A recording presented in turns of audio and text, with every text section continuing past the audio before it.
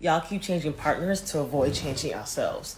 And that's okay if you're really not meant to be together. But what y'all are really doing is avoiding accountability and a real apology, which includes change behavior. So before you just drop the partner you with and go pick up someone else who doesn't know the true you and try to play around with them too, and then drop them for someone else who confronts you and drop them from someone else, dig a little deeper.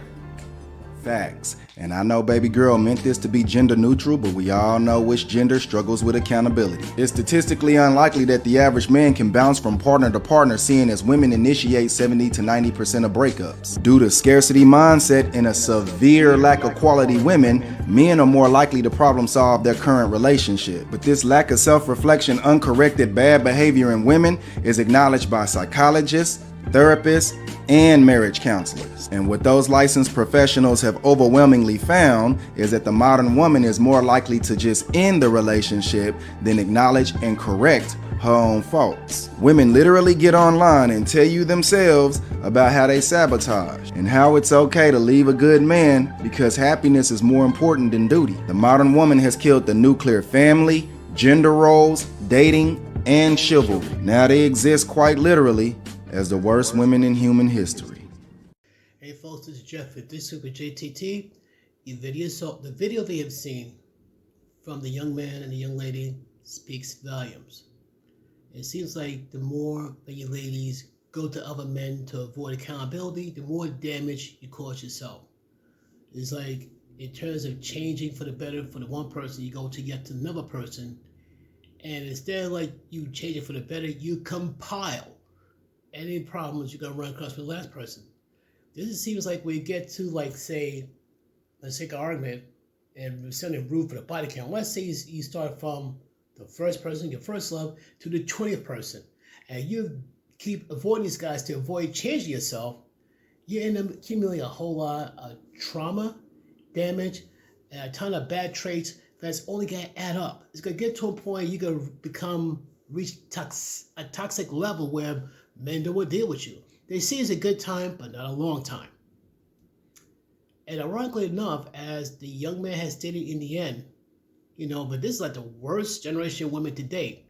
But yet, this is why the rise of the passport bros has become so prominent. This is why it's going to be more than just a movement. It's going to become a way of life. But yet, your modern women, especially some of your black women, are so shocked and surprised that the passport bros are here that you call them like pedos, colonizers, men who can't handle real women. It's not that they can't handle real women. Number one, you're supposed to be human beings, not wild animals to tame. That's one. Two, how about men just want traditional women? Then don't maybe go into the part where you women complain, oh, he wants a slave to cook and clean. No, how about if we could pay all the bills and take all the masculine responsibilities of what you gonna do? So, oh, I work. Okay, and we don't? Yeah. Men go ahead and handle the lion's share of the work. And there are men who do work who does help with the house, believe it or not. But here's the thing, you women is gonna do two things. One is gonna be about your career. Okay, fine. No one's begrudging about it, there's nothing wrong with it, that's great.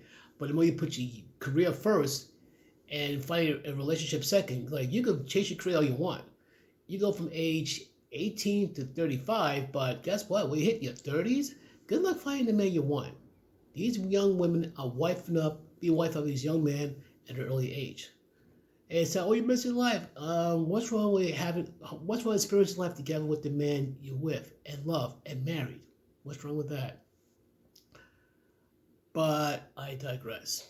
Long story short, the Passport Bros movement is not just here to stay, it's a way of life.